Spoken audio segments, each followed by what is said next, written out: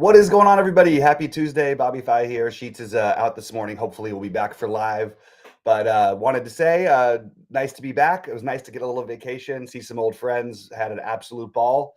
But really excited to get back after it, and left on a freaking heater. I won the lottery two nights before I left on FanDuel. Finished second in the $200 single entry, or this 3 entry max for on DraftKings the night before I left. Finished fourth in the lottery the night before I left. So we were on quite a heater, and Sheets was on fire as well right before that. So hopefully we can keep that momentum going for not just us, but for the whole TrueDFS team. I do want to remind people, we're going to be raising our prices very soon. You'll be grandfathered into a bunch of these new tools we're adding. We're going to have them added probably by the end of the month at the latest. And would love for you guys to be a part of it. So I would check out these packages now because, like I said, we've been on fire. We've got, we get everything SaberSim has to offer, along with all of our content, all of mine, all of Brandon Cruz, all of Sheets, Rody, Goldie, Adam Perry's doing the NHL for us now. We've got a great team, and we got some really cool tools being developed by some other people that we are excited to announce shortly. So let's get after it. Really pumped up about it. Again, take a look at it, and we will, with that said, I'll sort of get into the slate, go game by game, and talk about my initial thoughts. So I ran a sim on FanDuel to start the day. There's still some missing pieces of information, so like I had to put in a fake ownership because they had no ownership on Nemhard. We'll see what it is. So don't take these too seriously. This is just a first look. I thought I'd start with FanDuel rather than DraftKings. FanDuel's has been a little bit better to me lately than DraftKings. Not overall, I can't say, but they're certainly over the last month or so. But I thought it'd be fun to start off a little differently. So talking about it from a FanDuel perspective, then jumping over to DraftKings, because we don't really do that very much. So wanted to try and approach it a little bit differently. As you guys know, part of what I do as part of my content is I will post my early cores and my early exposures and all that. And then I always update everybody in the live Discord, the premium Discord for all of our site members. I do it both verbally going through the whole slate, and I also like to post, my exact exposures, depending on the site. You can see I'm playing 104 contests today on FanDuel, and mostly it's the lottery with 4 entries into the, what is it called today? Is it the Monster? Whatever it is, the $200 tournament. I don't know what we're calling it these days. Good morning to you, Robert Davis. And I'm a little behind. I have not been keeping up with the NBA over the last few days, so bear with me. I'm like I said, I was in Colombia. The priority was not watching NBA games for me.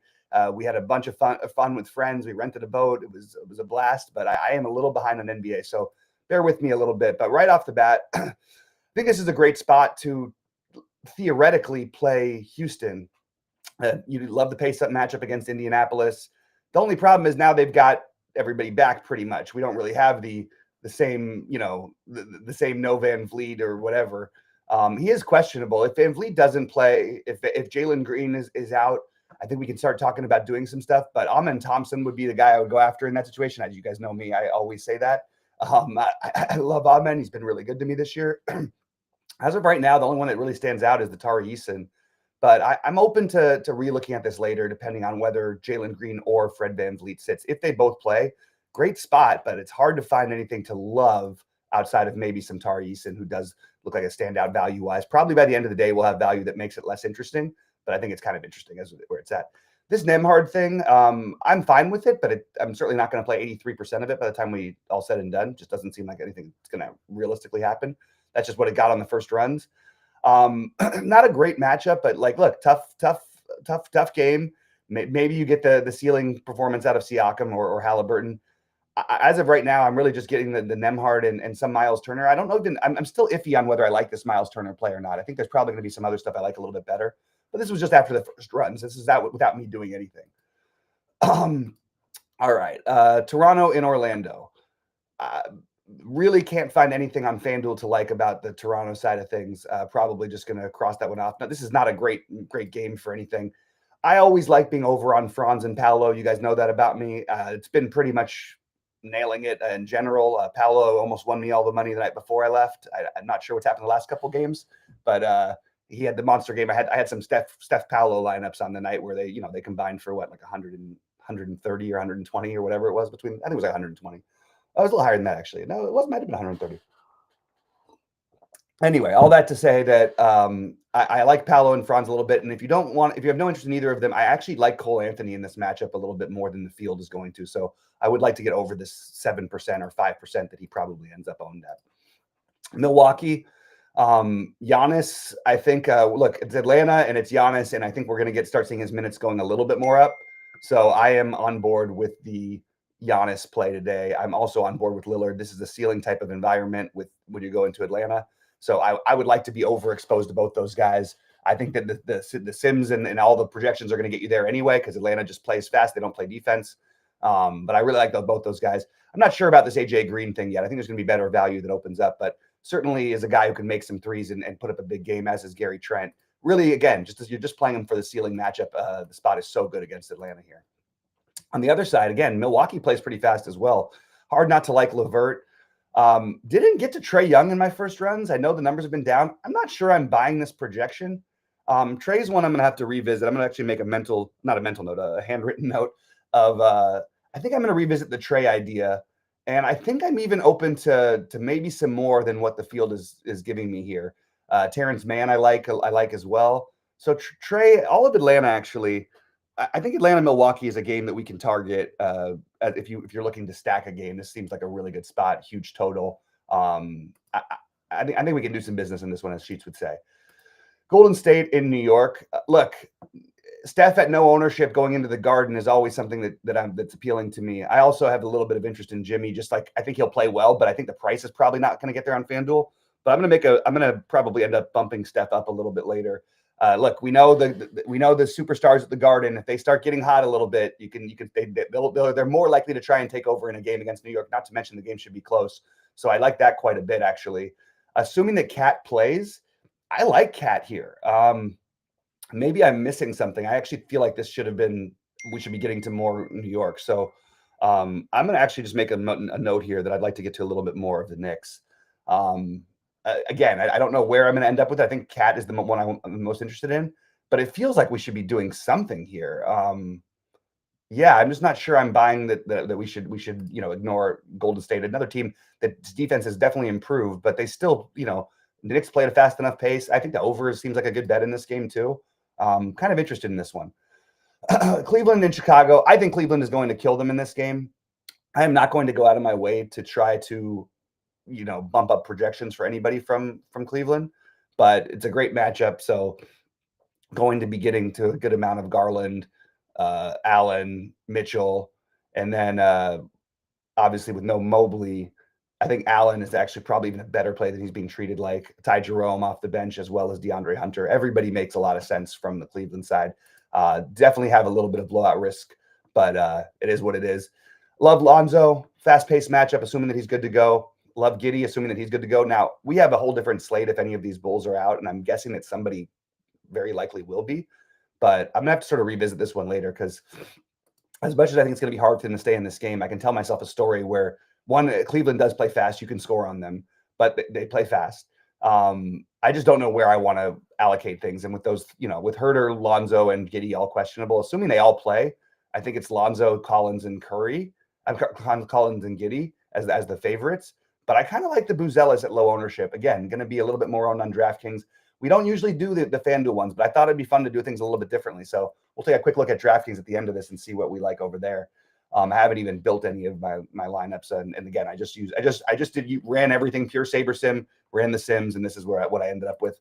I'm not going to stick with it. I'm going to end up making some changes, and the slate's going to look a lot different this afternoon than it does this morning. All right, Philadelphia in Minnesota. Lonnie Walker is back in our lives again. So I haven't been, like I said, I've been out a little bit lately. So I haven't caught up on the Lonnie Walker stuff. But I will, and I understand it. If we're really gonna project that he's getting 25 minutes, maybe this is a little bit of an over projection at 24 minutes, but it's still reasonable enough. There's probably going to be other value by the end of the day, but it is on FanDuel. You don't generally find the near minimum value on FanDuel as much as you do on DraftKings.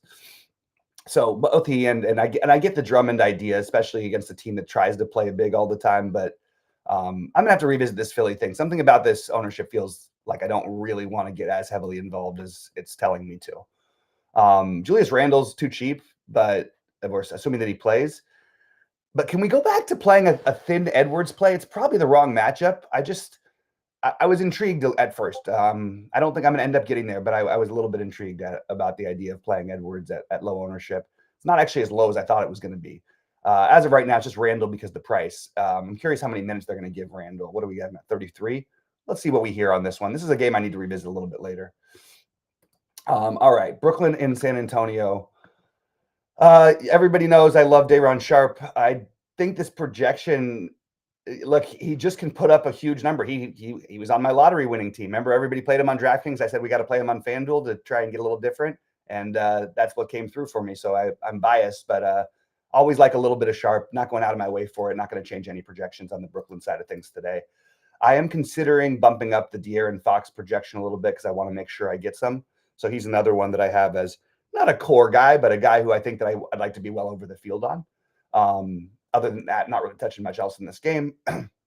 Clippers and Phoenix. Now, these are games we don't get on. These last two we don't get on DraftKings. We only get them on FanDuel. The Clippers side. Okay. So I think this is like we're seeing Kawhi coming back to his normal-ish self, and playing 30 minutes, that's fine by me. I don't like, it's not like a play I'm going to go out of my way for, but I'm fine with it. I'm fine with the Harden thing. The one I like is Zubac, and he's looking like he's going to get ownership early in the day. I'm just telling you, every time a slate ends up locking, he never does. He's never as projected to be, is never nearly what he's projected to be on. So Zubac is one I'll go out of my way to go after, but certainly happy to get to some Clippers here. Also, the later games, as we know, gives us more swappability. So early on, I always try to bump these guys up. When I rerun my stuff a little bit later, I'm just going to give a little tick up to everyone I'm considering in these games because, like I said, you can always late swap, and there's a huge value in doing that. If you're not late swapping, you have zero chance to be a profitable player in the long run. And using the SaberSim late swap tool through TrueDFS especially is extremely valuable. And we do some late swap shows as well. I've got a company meeting tonight, so I don't think I'm going to be able to do the late swap shows, but I might surprise us and get in there and do a little bit of business. Yeah, not getting to a bunch from Phoenix. I think Bull. I think there were more plays on DraftKings, and also if Beal sits again, yeah, go back to Durant and Booker. Booker was another one that almost won me all the money the other night. That it felt like a pretty good combination. I think I had Booker with like 60, Paolo with like 60, and then Steph had like 73. I felt like it was going to be a winning tournament, but it didn't quite get there. New Orleans and LA. I think Zion is too expensive on FanDuel, but I think he's playable on DraftKings. That's where I'm at with this one. I think he's actually quite an interesting play over there. So, he would be quite an interesting play over there if you could play him on DraftKings. But if you're playing the night slate or something like that, I think that he's a guy. He's played well against these Lakers all the time in the past, and I am happy to go out of my way to play him on the night slate on DraftKings. But I can't get to 9,500 on the full slate on FanDuel. Lakers side. A little surprised about this ownership with Jackson Hayes. I think it's just, again, it's a later game. You can always swap off of it. So I just go ahead and leave it for now. I think we're going to start seeing those huge games out of Luka in the very near future. So I'm always happy to be a little bit overweight that. LeBron, been unbelievable. Probably the best he's played in 5 years. And you know what? I'll go out and say it. I've watched LeBron a lot as a Laker. This is the best he's ever been as a Laker. I really, really like him. I really like what he's doing, but I'm not going to go out of my way for stuff. The only reason I'll prioritize anything here is, again, late swapping. We're going to hear late news. It always happens. Yeah, Craig says Cartagena is amazing. It is amazing. It was a hell of a time. We had 27 friends reunited for one of our close core friends, like birthdays. And man, it was a lot of fun. And shockingly, like we partied it up, and I had like no hangovers and no anything. And I felt like coming back today, I actually felt a little more of the hangover just from the lack of sleeping, but it was just an absolute ball. A really cool place. If you haven't been there, we rented a boat, went out to the islands, beautiful. And then the water was, let's say some of the water isn't clean. This water was beautiful. You got guys driving up to you on boats, making you the Coco Locos and all that stuff. It was a great time. So really happy to be back, though. Looking forward to getting after it, attacking the rest of this NBA season, getting ready for baseball, getting ready for serious golf tournaments when we get the Masters and stuff coming up in the near future. And yeah, so good luck to all of us today. I'll be live with you guys at 6 Eastern time, and we're going to have some fun. Oh, wait, before I did that, I forgot to talk about the DraftKings. What an idiot. See, I'm a little slow. I'm still trying to get back in my form. So let's just do a raw build and see what we'd be getting on DraftKings as of right now. I have to change a couple things, obviously. We'll make Lonnie Walker just 22. And we'll make Julius Randle. 40 seems a little high anyway. I'm just going to go to 39 and see what we get. Let's build here. Yeah, what I'm seeing already, I know we're going to have a lot of value, so you're going to be able to spend up on quite a bit. And again, we lose the two late games over here. So should be probably a little bit more of a condensed player pool that you're getting on DraftKings as opposed to FanDuel. I finally had a bad golf week. It's been an incredible couple months for all DFS, but kind of felt like I deserved it. It was not my golf week. I thought I was going to do well going into it. I had a good first day, and then I was like, you know what?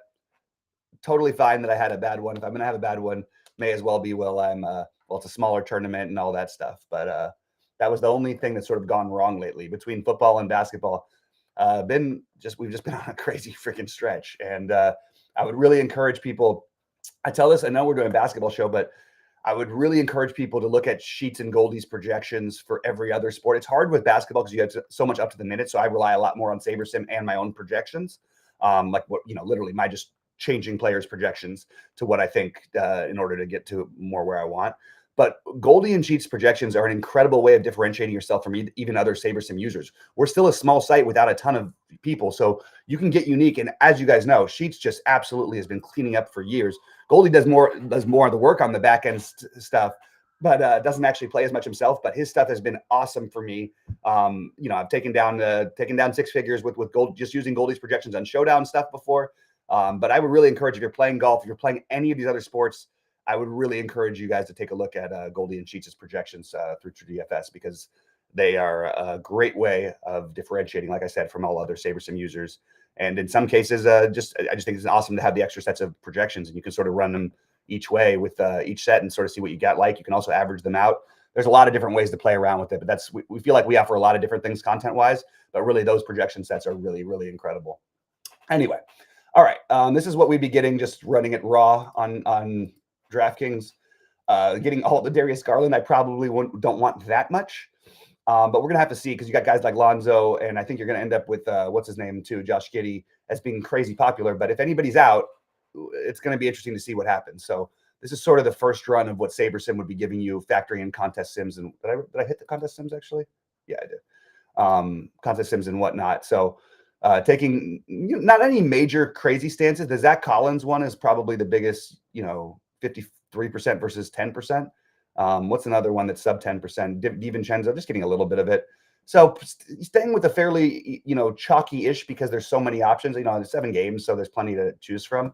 But this is where we're at the first run. I will update everybody when I actually go through and make my tweaks, and when we find out some more news after morning shoot around. So good luck to everybody today. Hope you guys crush it, and check out the site. We got some great stuff. Appreciate y'all. Hit the like button. Good luck, everybody.